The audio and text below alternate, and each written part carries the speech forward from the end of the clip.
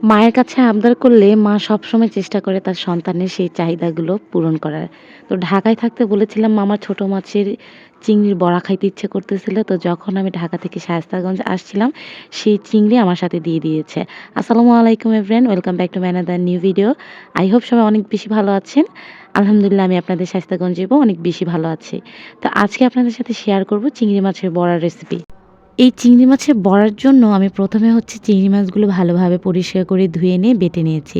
এর সাথে আমি কিছু ডালের বাটা ব্যবহার করেছি, আর সাথে দিয়েছি পেঁয়াজ কুচি, ধনে পাতা কুচি, মরিচ কুচি, পরিমাণ মতো লবণ, পরিমাণ মতো হলুদের গুঁড়া, আর জিরার গুঁড়া।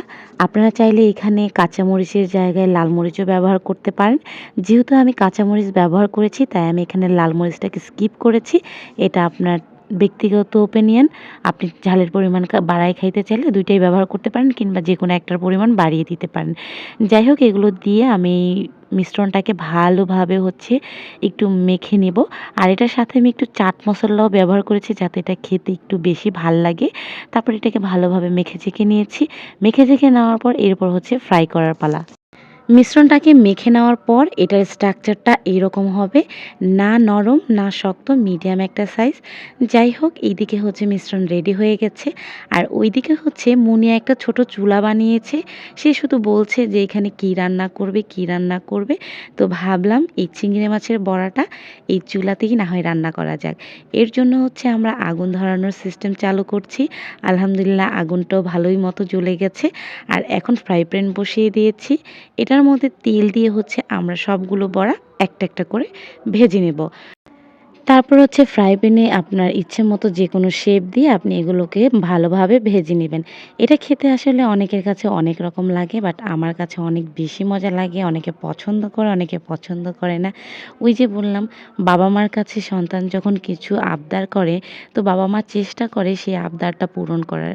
তো আমি কবে আমার মাকে বলেছিলাম, আর আমি যাওয়া মাত্রই সব কিছু কিনে রেখেছে, এবং আসার সময় একটা একটা করে আমি যে জিনিসগুলো পছন্দ করি সেই জিনিসগুলো আমার সাথে দিয়ে দিয়েছে। আসলে মায়ের ভালোবাসার তুলনা কখনো কারোর সাথে করা যায় না। যাই হোক, এইদিকে আমার চিংড়ি মাছের বড়া অলমোস্ট হয়ে গেছে। আমি এপিট ওপিট করে ভালোভাবে ভেজে নিচ্ছি। ভাজা হয়ে গেলে এগুলোকে আমি একটা বাটিতে বেড়ে নেব, এবং বেড়ে নেওয়ার পর সবাইকে টেস্ট করাবো। অনেকে এর মধ্যে ডাল ব্যবহার করে না, এমনিতে চিংড়ি মাছের বড়া বানায়, কিংবা এটাকে একটু বড়া বানিয়ে ফ্রাই করে একটু ভুনা ভুনা করে একটু গ্রেভি দিয়ে। বাট আমার এটা খাইতে অনেক বেশি ভাল লাগে, তাই আমি এভাবে রান্না করেছি। আলহামদুলিল্লাহ খেয়ে সবাই অনেক বেশি ভালো বলেছে। যাই হোক, আজকের ভিডিও এ পর্যন্তই। সবাই ভালো থাকেন, সুস্থ থাকেন, আমার পাশে থাকেন। আমার পেজটাকে প্লিজ একটু লাইক ফলো করে দিবেন। আর যদি ভিডিওটা ভালো লেগে থাকে তাহলে অবশ্যই আপনার ফ্রেন্ডস অ্যান্ড ফ্যামিলির সাথে শেয়ার করবেন। Thanks for watching my video. Stay with me till then. Allah Hafiz. Assalamu alaikum.